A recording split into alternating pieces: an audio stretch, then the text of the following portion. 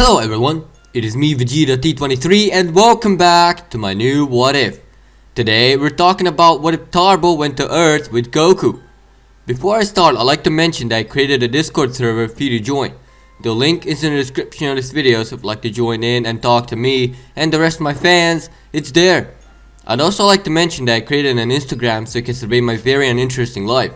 I mainly post Osu stuff. Now back to the video. In the last part, we discussed Beerus' prophecy about a Super Saiyan God. Once he finally remembered what he's supposed to be looking for, he heads to Earth to question the Saiyans. After getting an unsatisfactory answer, they called Shenron to give them a hint. He gives them the way to do the ritual, and they do it. Once they do, Super Saiyan God Goku began fighting Beerus. The two had a good fight, but no matter how much Goku powered up, it still wasn't enough. He got beaten. Once all that settled, Kaioshin came in and told them Beerus' real power. Then Whis arrived. Vegeta gave him ramen, and so him and Tarble started training with him. 6 months later, Goku joined him too. That was also the time Frieza got revived and trained for 4 months. Once that time passed, he rushed to Earth. The Z Fighters rebelled and held him off just in time for Goku, Tarble, and Vegeta to arrive. With the recap out of the way, let's continue the what if. Vegeta and Frieza had a stare down at one another, having despised one another the entire time and both wanting to take revenge, seeing who's better, I guess, a monkey or a cum-stained lizard. With that little stare down, the two began fighting. Vegeta was in base while Frieza was in his final form right from the start, as the two were on par with each other. With each blow, however, Vegeta was just slightly dominated and had no other choice but to show Frieza what he's really made of. Once they come to a standstill, Frieza speaks, asking him to go all out. Vegeta makes sure he really wants him to go full power, and with that, Vegeta powers up with a nice, bright blue flash of light as he transforms into Super Saiyan Blue.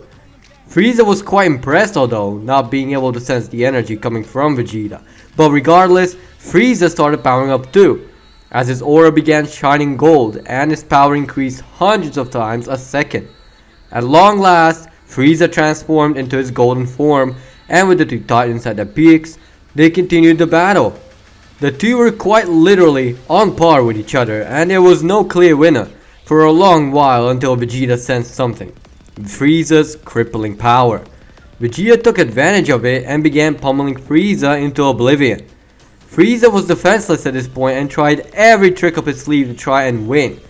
Frieza was then on the ground, having lost his golden form, so Vegeta gave him a bit of advice for the future. His mistake of coming to Earth right after getting that power instead of training and honing the power to make it feel natural to him, so he doesn't experience body strain and energy loss as quick as this was. Frieza was still hopeful and thought he might trick him with a beam sorbet fired at him. Due to Vegeta's tensive battle mentality, he easily dodges the beam and then kills Sorbet right on the spot. He then turns back to Frieza, explains why he was destined to beat him, and makes sure he does by destroying the hell out of Frieza without second thought, having been blinded by rage and hopes of all Saiyans. With that, Frieza was no more. Vegeta came victorious and Amy welcomed him with open arms, getting right to the point that she's having a baby with him and how she left the Galactic Patrol just to become a full-time wife, despite her Saiyan instincts. Vegeta was ecstatic hearing the news and couldn't wait for him to finally have a child of his own. They all had a big feast at Bulma's after that. It's been a while since the Frieza incident, and the trio is back on Beerus' world, thinking what to do next. Actually beginning to train and learn the properties of Ultra Instinct when Champa showed up with his shitty eggs. He got introduced to ramen and he gobbled it all down, much like I gobble my monster energies. Champa then thought it would be a good idea to have a tournament to decide who gets the Earth. The prize? Super Dragon Balls, which are planet-sized Dragon Balls in a nutshell. Now knowing the first ever set of Dragon Balls exists, the trio couldn't wait to battle yet another universe to see where they stand. So the plan was set. A tournament similar to the Tenkaichi Budokai, held on some back-ass planet where no one can interrupt, with 5 strong and capable fighters to fight to their best. So, the planning and everything else has commenced. Goku, Tarble, and Vegeta are in. Piccolo got in pretty quickly, and Gohan too. With that, they're pretty much ready, but they're waiting on the other universe to do the same. Once they did, a couple days later, they're ready to rumble. Once they arrive, they see nothing but a dirt ground on some planet that no one cares about. The first meetup with the fighters competing from another universe, seeing a Saiyan on board, our trio is interested in seeing the lone Saiyan just going at it, expecting nothing much but a good fight to say the least. With that, next comes a written exam, and Goku is as stupid as always, counting on his fingers, while everyone else passes with flying colors, except Goku, who barely passed it. Then, at long last, the actual tournament starts, and the first to go is of course Goku, and he enters the arena. He goes up against Botamo, and the round goes pretty much the same as in canon. Frost is up next and does his usual trickery. Piccolo is up next and he does pretty much the same as in canon. Piccolo notices the wound on his arm and calls it out, Goku confirming the similar spot on his arm. Frost is then called out and the referee proves the conspiracy and is disqualified from the tournament. Vegeta doesn't go for him though, just because he disposed of Frieza and has no intent of teaching yet another Frieza his lesson.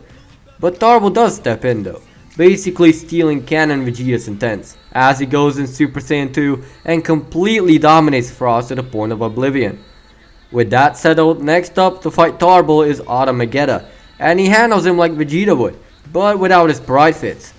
Then is that one Saiyan that is similar to him, Kaba. The two commence in base and work their way up, powering up constantly. However, when it came time for Kaba to step it up to Super Saiyan, he couldn't because he doesn't know how to do it. So Tarble teaches him the way he learned it, which is energy control combined with anger. Kaba succeeds and the two begin fighting again. In less than just a few minutes fighting, Kaba steps it up to Super Saiyan 2 and gives Tarble a hard time for a second, before he himself transformed to Super Saiyan 2 and continued the battle. The two then came to the conclusion that they are both on par. Or so they thought, as Tarble whips out his Super Saiyan Blue and knocks Kaba out almost instantly by a neck chop. Next up was Universe 6's last fighter, Hit. He went in and got Tarble into a corner even with his Super Saiyan Blue. He didn't stand a slightest chance. Tarble got knocked out the same way Kaba was knocked out, so Vegeta stepped in.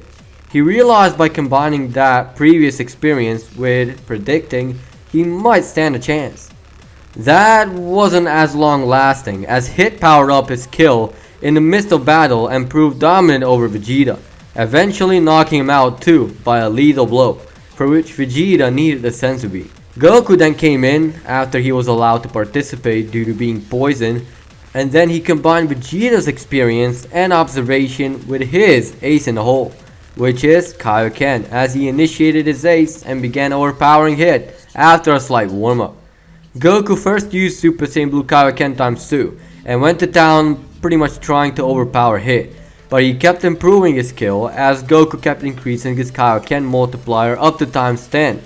Goku thought he won't be able to hold it for very long, and he was right, as his body started giving up on him, much like in canon. After a short stare down and all that, they appreciated just how the two are so good and on par.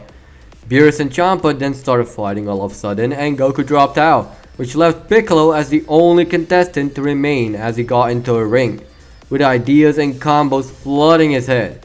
But before anything, Hit landed outside the ring, proclaiming Piccolo the winner out of mutual respect towards Goku. With that, Universe 7 won, and as the two destroyers went to down bickering, the Omni King showed up, berated the two, and told them about him wanting to have another tournament with every universe in it. Goku agreed, and they got on their merry way. With that, everything went as similar as per canon from there. And with that, we're leaving things be for now. Thank you for watching. If you think I'll never finish my engine build, then click dislike, but if you liked the video, hit that like button. If you'd like me to cover your idea in the near future, comment down below, and as always, peace out.